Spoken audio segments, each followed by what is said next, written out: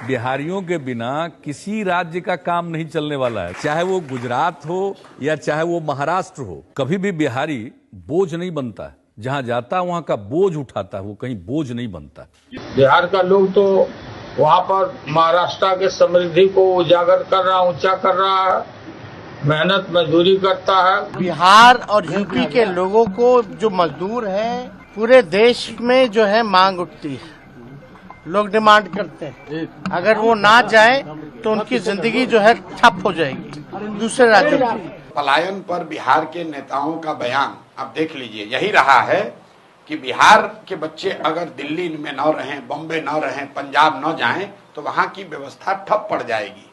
ये पहली बार है जबकि 3 साल पहले मैंने जनसुराज ने ये बात उठाई कि आपके हमारे बच्चे दिल्ली बॉम्बे में जाकर सब्जी का ठेला लगाते हैं या साफ सफाई का काम करते हैं, टेम्पो ऑटो चलाते हैं, ये कोई शान की बात नहीं है। देखिए, कोई भी काम करने में कोई शिकायत नहीं है, काम सब अच्छा है, लेकिन जो लोग मजबूरी में बिहार के बच्चे जाकर अगर बॉम्बे में सब्जी बेच रहे हैं या वहां पर झाड़ू लगा रहे हैं या वहां पर ऑटो रिक्शा चला रहे हैं, पंजाब के खेतों में जाकर मजदूर का काम कर रहे हैं, ये शान और गौरव की बात नहीं है। आप नीतीश कुमार का बयान देखिए, लालू जी का, तेजस्वी का बयान देखिए। ये लोग हमेशा यही कहते हैं कि बिहारियों की हर जगह डिमांड है। मेरे भाई, बिहारियों की हर जगह डिमांड नहीं है, हम लोग के बच्चे मजबूरी में जाते रहे हैं और पलायन बिहार का सबसे बड़ा अभिशाप है। ये शान की बात नहीं है। शान की बात तब होती जब हम लोग यहाँ पर सब्जी उगाते और रेफ्रिजरेटेड ट्रेन से वो सब्जी दिल्ली जाती और तब हम लोग कहते कि अगर हम लोग से उलझोगे तो तुम्हारा खाना पीना दाना बंद कर देंगे। तो पलायन की बात उठाई है हम लोगों ने, क्योंकि गांव गांव में जाकर देखा कि इसका आर्थिक सामाजिक कितना बड़ा इसका नुकसान है। आप जरा इसको दूसरे तरह से समझिए।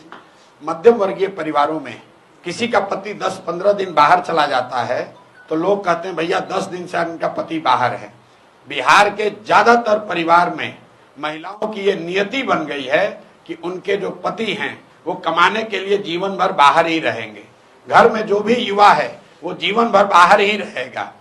कोई छठ में, ईद में, शादी ब्याह में घर आता है, बाकी 12 में 10 महीने वो बाहर रहता है। जब तक शरीर में लोगों के यहाँ दम है तब तक वो मजदूरी करता है। 60-65 वर्ष का हो जाएगा तो बूढ़ा जब हो जाएगा, मजदूरी नहीं कर सकता है तो गांव आता है। और फिर उसके परिवार का जो सबसे नया लड़का है, 16 साल का, 18 साल का, वो लड़का ट्रेन में फिर मजदूर बनकर जाता है। ये पीढ़ियों से बात चलती आ रही है, ये रुकना चाहिए। पलायन का दर्द सबसे बड़ा दर्द है, इसलिए जनसुराज ने इस मुद्दे को उठाया है। सिर्फ मुद्दे को उठाया नहीं है, इसका पूरा प्लान दिया है कि कैसे 1 साल में 50 लाख से ज्यादा बिहार से बाहर रहने वाले मजदूरों को वापस लाकर यहीं पर रोजगार दिया जा सकता है। कल भी अभी सिवान में 15 मिनट तक मैंने इसको समझाया है। एक लाइन में आपको बता दूं, जनसुराज का जो मॉडल है कि जिस दिन बिहार से पूंजी का पलायन रुकेगा उसके बाद बुद्धि का पलायन रुकेगा, पूंजी और बुद्धि का पलायन रुकेगा तो श्रम का पलायन अपने आप रुक जाएगा। बिहार से हर साल सिर्फ लाखों बच्चे मजदूर बनकर नहीं जा रहे हैं, करीब करीब 2.5 लाख करोड़ रुपया पूंजी का पलायन हो रहा है, जो बैंकों के जरिए हम लोग का पैसा दूसरे राज्यों में जा रहा है। उसको रोकने की जरूरत है। वो जब रुकेगा तो जो समझदार लोग हैं, पढ़े लिखे लोग हैं, स्किल वाले लोग हैं, उस पैसे का इस्तेमाल करके वो यहाँ पर रोजी रोजगार की नई नई व्यवस्था शुरू करेंगे और उससे यहाँ पर श्रम का पलायन अपने आप रुक जाएगा। 1 साल में, जनसुराज का वादा है, 1 साल में किसी भी व्यक्ति को मजबूरी में, अंडरलाइन कर रहे हैं मजबूरी में, स्वेच्छा से जाना चाहते हैं जाइए, लेकिन मजबूरी में अपने बच्चों का पेट भरने के लिए हरियाणा, पंजाब, दिल्ली, बॉम्बे जाने की जरूरत नहीं पड़ेगी। 10-12 हजार रुपए का रोजी रोजगार का अवसर बिहार में ही उनको करके दिया जाएगा।